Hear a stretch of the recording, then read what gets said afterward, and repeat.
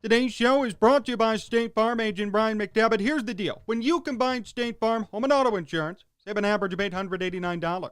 State Farm agent Bryant is ready to help you combine home and auto and save in Chicago and the surrounding suburbs. Call Bryant today at 630-796-2662. That's 630-796-2662. Or visit his website, ryanismyagent.com. That's ryanismyagent.com, and make sure to mention Sports Talk Chicago. Like a good neighbor, State Farm is there.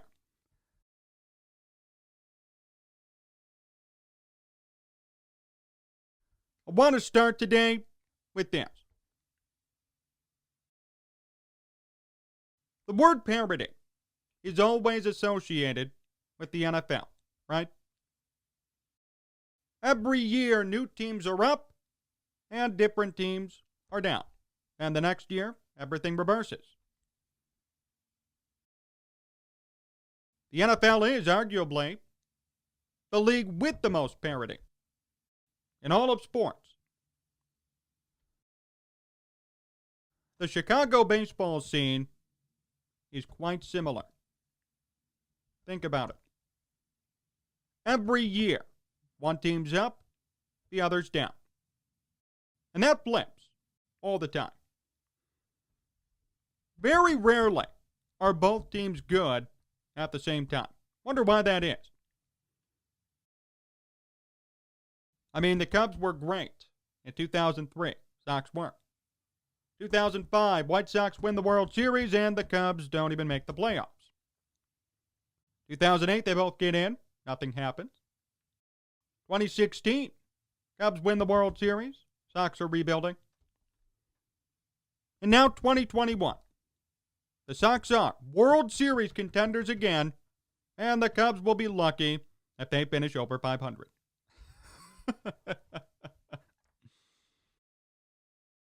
Spring training has started up for both teams in Arizona. The White Sox have a lot of optimism and promise surrounding their team. The Cubs, many questions.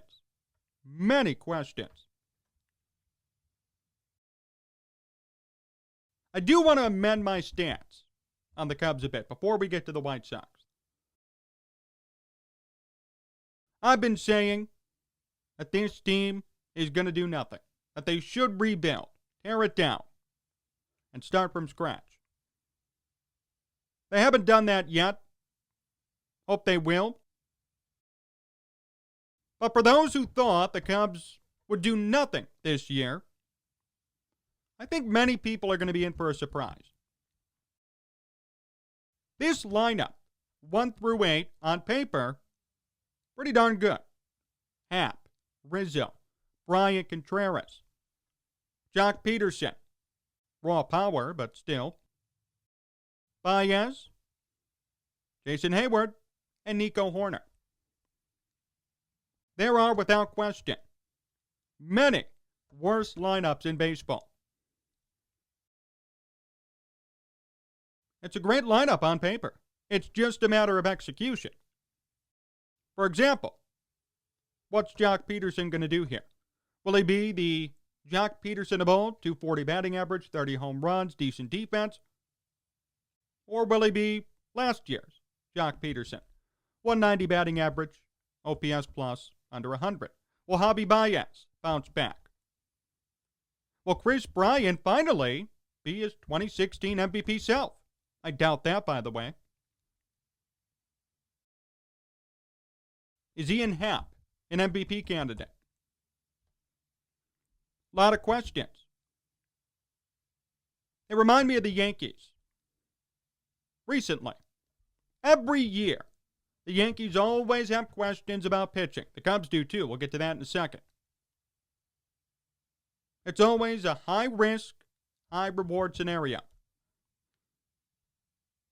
The Yankees, every year, could have 3 Cy Young Award contenders or 3 guys who get hurt 10 games in, and then they're scrambling.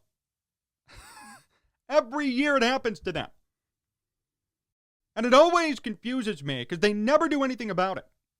Ever. They stick with what they have. I don't get it. Cubs are in the same boat. Offensively and defensively. and pitching. The Cubs have decided to stick to their guns. They kept Bryant, they kept Baez, Contreras, all those guys tied to trade rumors. They said, you know what? We'll give it one last hurrah. Fine. I don't recommend it, but fine. You want to put your team behind another year? So be it. But the question is still, will these guys perform? Realistically, this lineup could produce a 95-win team. It could also produce an 80-win team.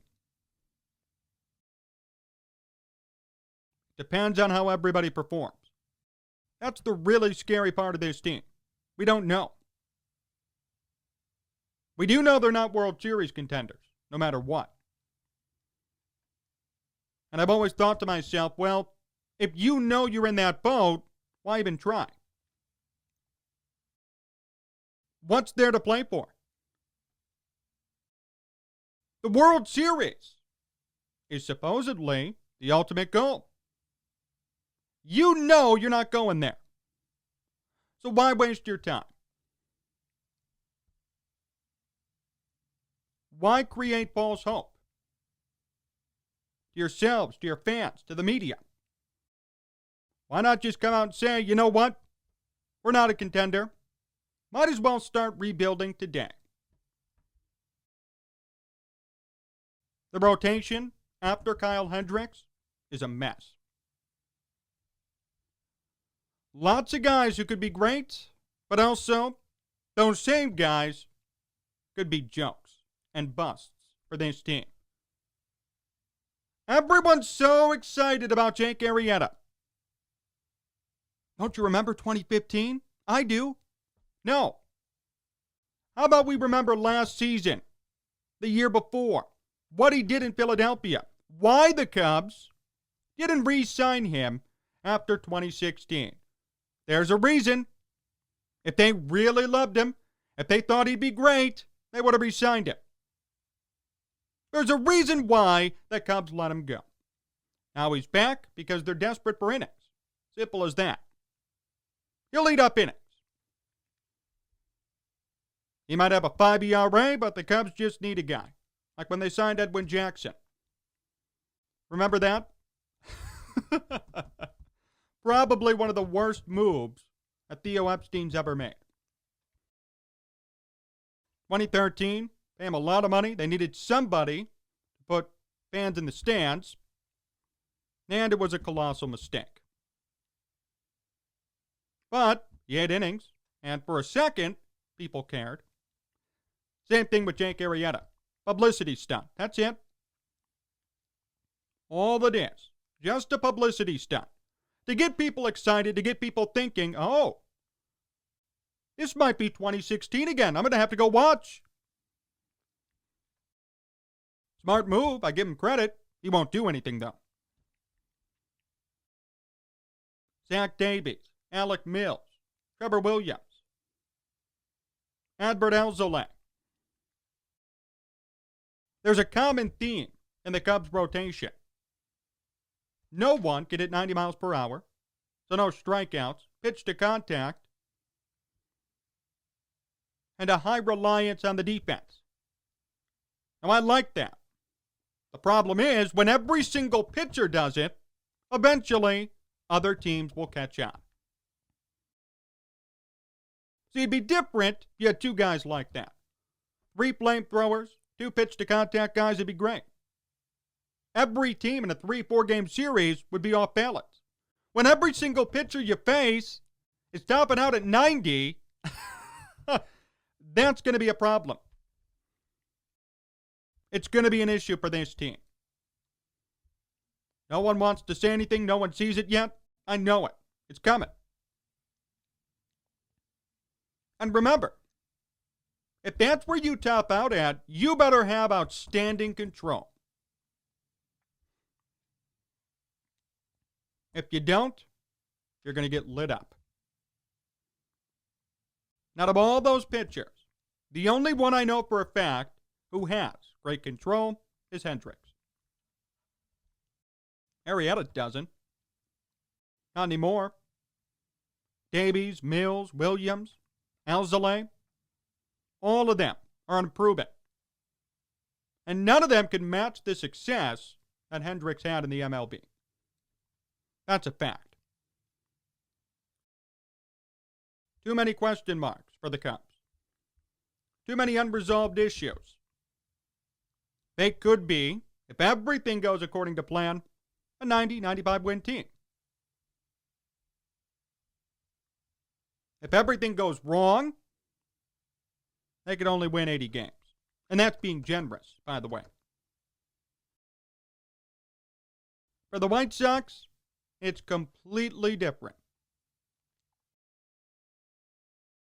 They're ready. They're ready right now. It'd be a disappointment if they don't make the ALCS. Let's be honest here. It'd be disappointing if they didn't go anywhere in the playoffs. There's too much talent and too much hype on this team. Their lineup, one of the best in baseball. Anderson, Adam Eaton's back.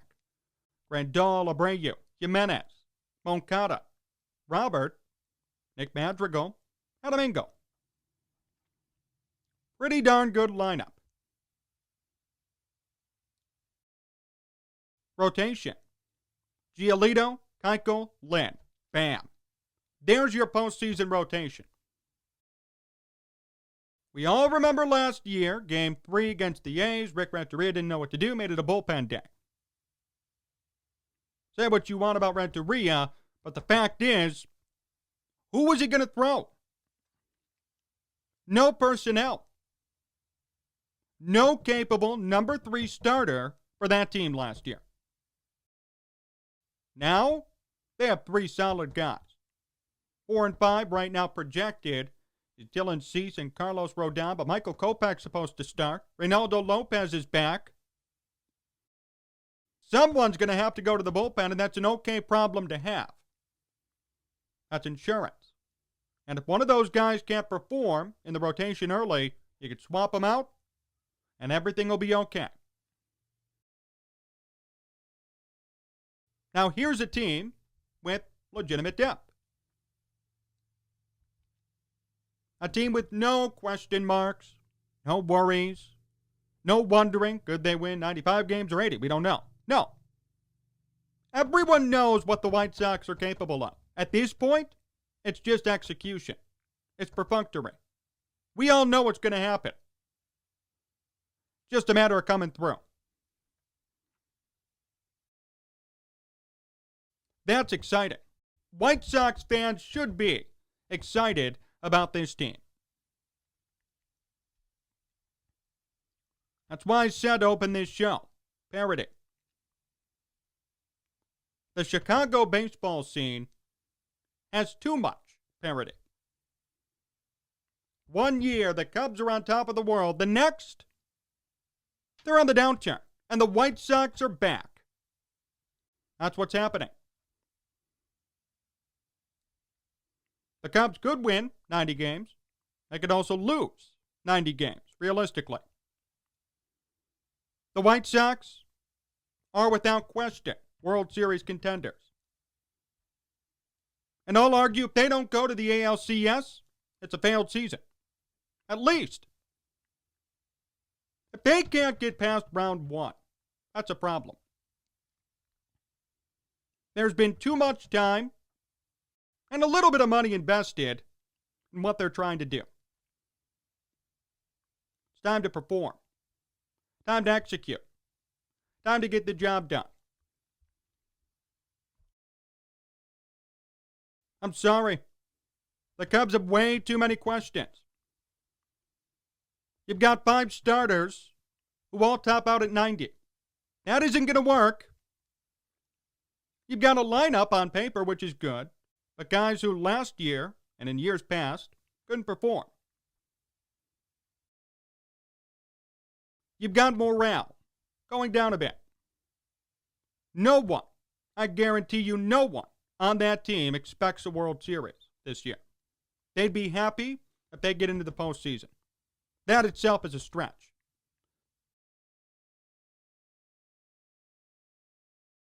Think about the directions of both of these teams. They couldn't be more opposite.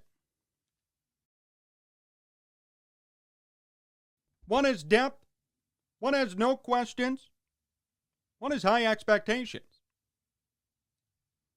The other is on the downturn, has too many questions that need answers, and will be lucky if they make the playoffs. That's parity.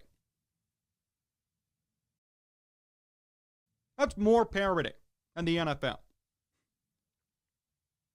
Because just a few years ago, 2 or 3, really, it couldn't have been more different.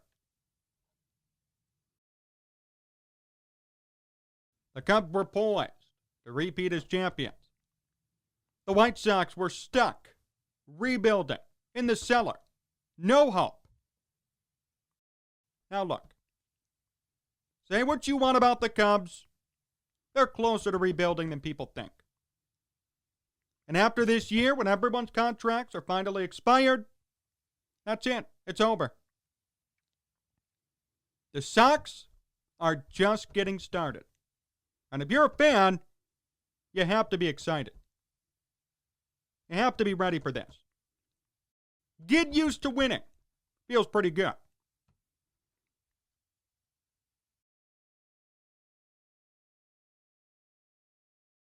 These two teams are polar opposites right now. Questions befuddle the Cubs. They signed Jake Arrieta as a PR stunt. Who cares? 1 through 9 in their lineup, on paper, is great, but has many questions. The rotation, besides Kyle Hendricks, is totally up in the air. The White Sox have one of the best lineups in baseball and have 3 great starters at the top. Come the postseason, we all know who's starting game 1, 2, and 3. And then 4, 5, 6, and 7. Pretty apparent. That's it. No bullpen days. No game 3, I don't know who's going to pitch. Everyone knows. The Sox are playing the long game. They're ready today for the postseason. The Cubs couldn't be further from that conclusion. The tides are shifting. Shifting again here in Chicago. And at this point, the only question is, which side are you on? Are you the happy fan? Is your team finally on the up and up, the White Sox? Or are you holding out false hope and believing what they want you to believe about the Cubs? It's that simple. One side or the other, got to be on one. For Sox fans, have a great season. You're going to love it. Get used to winning. This is just the beginning. For the Cubs, enjoy the last hurrah. I mean, what else do you want me to tell you? It's pretty apparent that your team is going down. When your 5 starters can't even hit 90 miles per hour in the MLB in 2021, there's a problem. And I could only hope that fans of both sides recognize where they are. More to come here on Sports Talk Chicago. My interview with Dave Bennett comes up next, so stay tuned. Hey, do you want to make some money this weekend? What if I told you I could offer you $250 free to bet on any game you want? Here's what you have to do. Go to sportstalkchicago.com/cash. sportstalkchicago.com/cash. You must be 21 plus. You must be an Illinois resident. You can bet $250 free on any game you want for this upcoming season. March Madness is coming up. The Bulls are playing. Blackhawks, NHL are going on too. This is, without question, a great time to put down some money and win a whole lot more back. That's sportstalkchicago.com/cash. sportstalkchicago.com/cash. If you have a gambling problem, call 1-800-GAMBLER.